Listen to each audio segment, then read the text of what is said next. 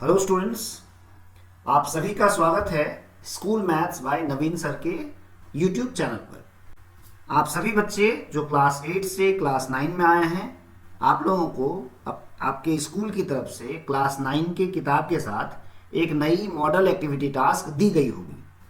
आज हम लोग इस वीडियो में क्लास 9 के गणित का जो एक्टिविटी टास्क आपको दिया गया है उसे हल करेंगे।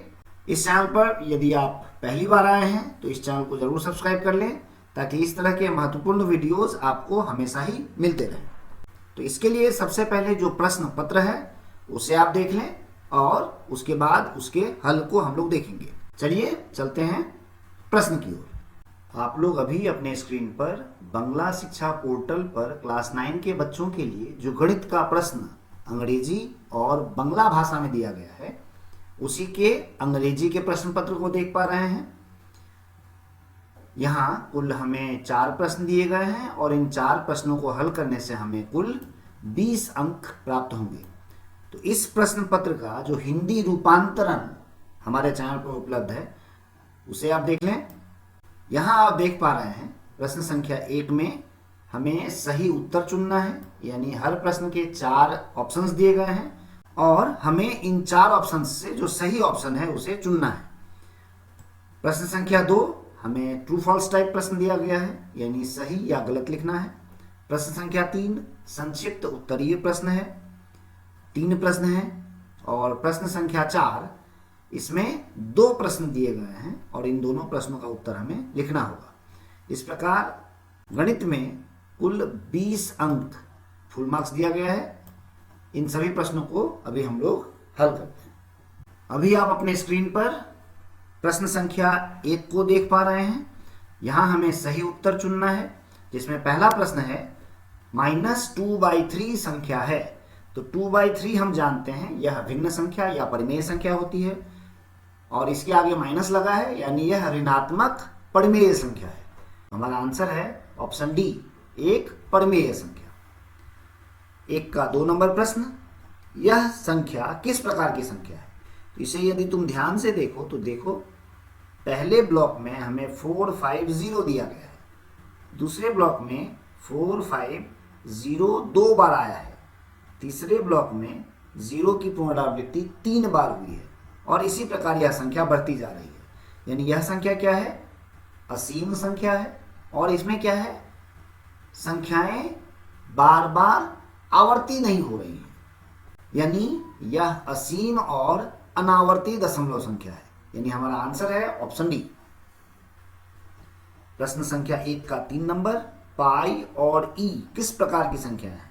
तो अपने पाठ्य पुस्तक को जब तुम पढ़ोगे रियल नंबर, वहां तुम्हें पता चलेगा कि पाई और ई ये दोनों ही क्या है? ये अबीजगणितीय परिमेय संख्या है। ये थे प्रश्न 1 के उत्तर।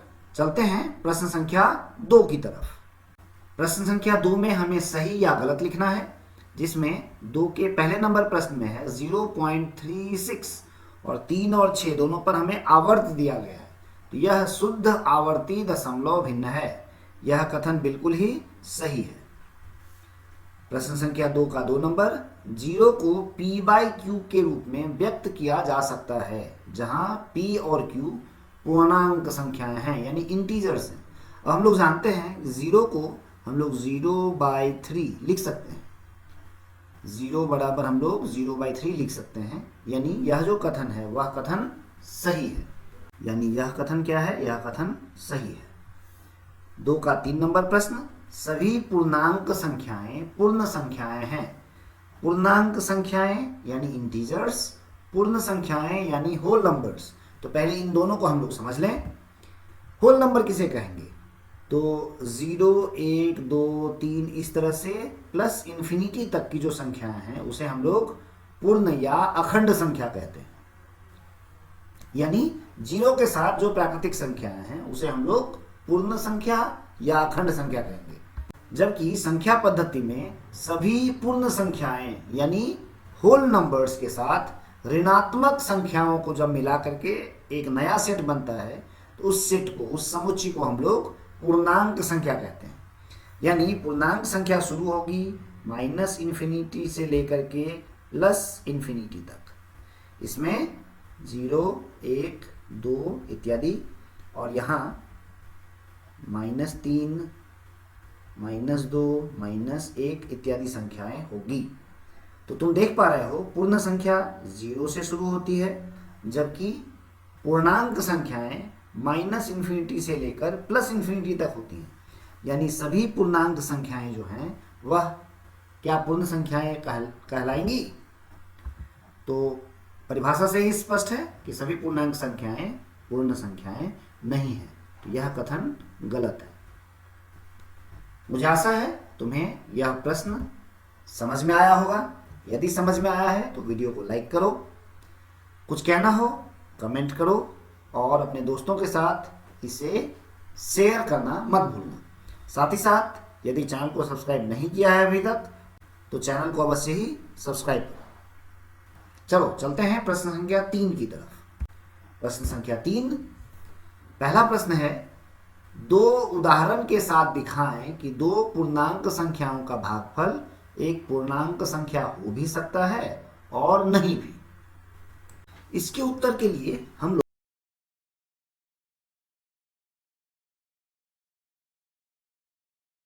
मान लिया कि दोनों संख्या क्रमशः 15 और 5 है।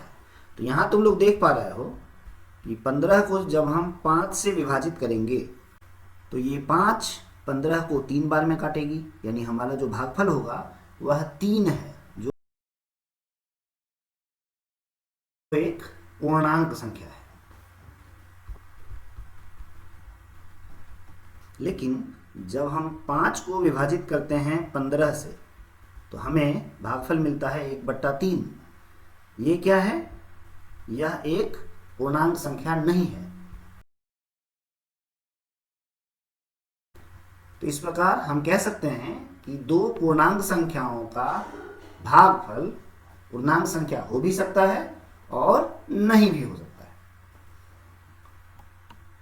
आशा है यह प्रश्न तुम्हें समझने में आसानी रही होगी। चलो चलते हैं प्रश्न संख्या 3 के 2 नंबर प्रश्न की तरफ। प्रश्न संख्या 3 के 2 में हमें कह रहा है -4 का होल स्क्वायर बराबर कितना। अब तुम लोग जानते हो कि -4 का होल स्क्वायर, इसका मतलब क्या होगा? -4 इंटू -4, यानी ये हो जाएगा 16। फिर पूछ रहा है कि √16 इसका मान क्या होगा। तो यहाँ एक चीज तुम लोग हमेशा ध्यान रखोगे, √x², इसका मान होता है mod x, यानी x का चरम मान, यानी पॉजिटिव मान होगा। यानी √16 का मान होगा 4, यानी वर्गमूल निकालने से हमें हमेशा ही पॉजिटिव संख्याएं मिलती है, न कि नेगेटिव संख्याएं। तो हमारा आंसर है 4, न कि -4। प्रश्न संख्या 3 के 3 नंबर को हम लोग देख लें। 3 के 3 नंबर में हमें कह रहा है, उदाहरण के साथ दिखाएं कि 2 अपरिमेय संख्याओं का गुणनफल हमेशा एक अपरिमेय संख्या नहीं होता है। अब इसके हल को देख लो।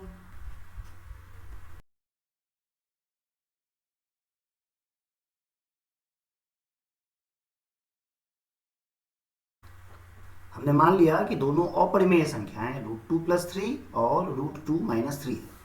तो देख लो, इसीलिए इन दोनों का गुणनफल यानी √2+3 इंटू √2-3, ये कितना होगा? यह होगा √2 का होल स्क्वायर -3 का होल स्क्वायर, यानी 2 - 9, यानी ये हो रहा है -7। -7 क्या है? यह अपरिमेय संख्या नहीं है। अतः हम कह सकते हैं कि 2 अपरिमेय संख्याओं का गुणनफल हमेशा अपरिमेय संख्या नहीं होती है। चलते हैं प्रश्न संख्या 4 की तरफ। प्रश्न संख्या 4 का 1 नंबर प्रश्न, स्केल और पेंसिल कंपास की सहायता से संख्या रेखा पर √3 को दिखाएं। इस उत्तर को हम इस वीडियो में दिखा रहे हैं, इसे ध्यानपूर्वक देखो। हमने एक सरल रेखा खींचा और इसमें यहाँ 0, 1, 2, 3 ये 3 मार्क किया। ये बिंदु है O, यह A, यह B और यह C बिंदु है। प्रत्येक की लंबाई हमने 1 इकाई ली है। अब एक कंपास की सहायता से A बिंदु पर हम 90 डिग्री का कोण बना रहे हैं। तो 90 डिग्री का कोण बनाना तुम सब जानते हो।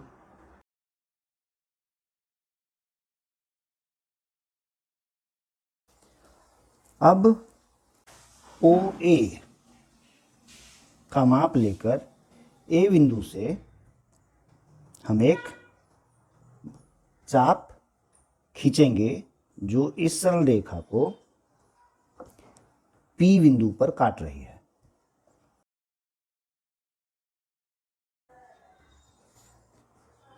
हमने OP को मिलाया, यह है 1 इकाई और AP भी 1 इकाई है। तो OP की लंबाई क्या होगी? OP स्क्वायर इक्वल्स टू होगा यानी 1 स्क्वायर प्लस 1 स्क्वायर यानी 2 इकाई। इसीलिए OP की लंबाई होगी √2। तो यह OP की लंबाई है √2 इकाई। अब हमने P बिंदु पर एक 90 डिग्री का कोण बनाने का कोशिश किया।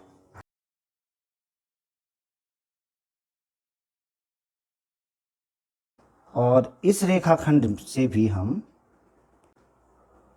OA यानी 1 इकाई की लंबाई काटेंगे। मान लिया यह बिंदु है Q। अब हम OQ को मिलाएंगे। यहां देख पा रहे हो OQ की जो लंबाई होगी वह होगी Q बराबर होगा OP square plus PQ square यानी OQ की लंबाई √3 हुई। अब हम कंपास से OQ को मापकर एक आर्क खींचेंगे जो हमारी संख्या रेखा को इस बिंदु पर यानी T बिंदु पर काट रही है। यह जो T बिंदु है यह √3, यह T बिंदु √3 को प्रदर्शित कर रही है। तो संख्या रेखा पर कुछ इस प्रकार हम लोग √3 को दिखा सकते हैं। 4 का 2 नंबर प्रश्न। एक संख्या रेखा खींचिए और उस संख्या रेखा पर परिमेय संख्याएं 13/6, 14/6 और 15/6 को दिखाएं। तो हमने क्या किया, हमने सबसे पहले एक संख्या रेखा खींचा जिसे तुम अपने स्क्रीन पर देख पा रहे हो। यहां हमने 0 मार्क किया, यहां 1, 2, 3 इत्यादि। अब हमने 0 से 1 इस स्थान को 6 भागों में से हम बांट रहे हैं। 1, 2, 3, 4, 5 और ये 6। यानी अगर हम इस भाग का मान बताएं तो यह है 1/6। ये 2, ये 2/6, यह 3/6, 4/6, 5/6 और ये है 6/6 यानी 1।